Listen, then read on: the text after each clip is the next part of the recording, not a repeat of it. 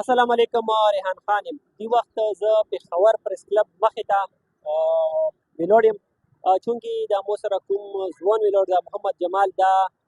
زه له کورم بګه نه راغلی او دوی چې کوم دي ریسنټلي د اوس کوم اپریشن روان ده هغه کې متاثره شوي دي نو هلته څه حالات وو د هغه حوالې سره به دې سره معلومات نه راخلو درنه هم جریده نو مخامخ دسترخوان هم لګېدلی روژه ماتې ټایم ده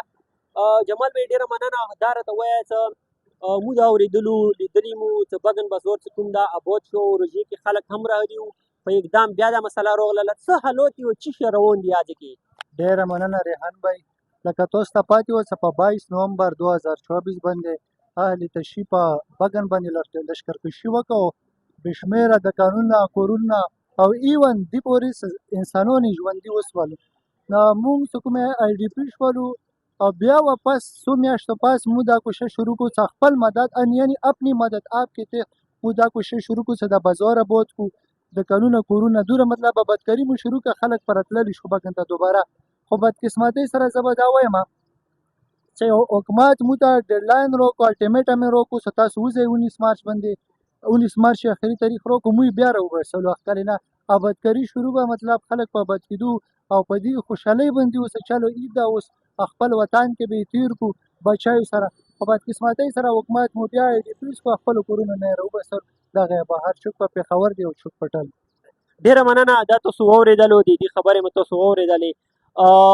وکیل خلکو هلته یو ځل بیا عید سره خوشحالي به راشي عید خوشحالۍ به منو کړو خو هغه عید خوشحالۍ په دومره ونه لګېدله یو ځل بیا بګن چې کوم ده هغه بیا ویجاړ کړلو خلک آی ډي پي شولو چات مندوري چرخیل دې ځینې هم خلک وتلو د پولیس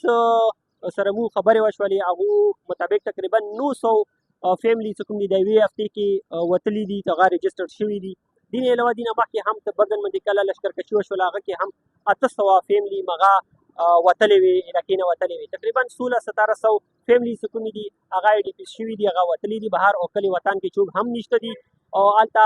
چې کوم ده اوس اپریشن روان ده نن دریم ورځ وه د اپریشن افیشلي دریم ورځ وه مختلفو ذرایو نه دا معلومات حاصل شوي دي څه څوک د نن پله نه پرېږدي بیخي نن پله هېڅ پاتې نشته څه روان دي لرې لرې کلو نه لوګي په نظیر باندې رچي خلکو دا یې چې یاره بګن او چات مندوري کې مختلفو ځایونو کې لوګي رچي الله دې نه کړي چې داسې ډېر داسې ناخوشګوارې واقعات ورکې راغلي خو بهرحال اپریشن شروع ده او خلک څه کوم دي کوم متاثرین دي هغه بهر وتلي خو دوی لپاره چې کوم کیمپ جوړ شو یوه فیملی هم کیمپ ته نه ده لوړه ډېره مننه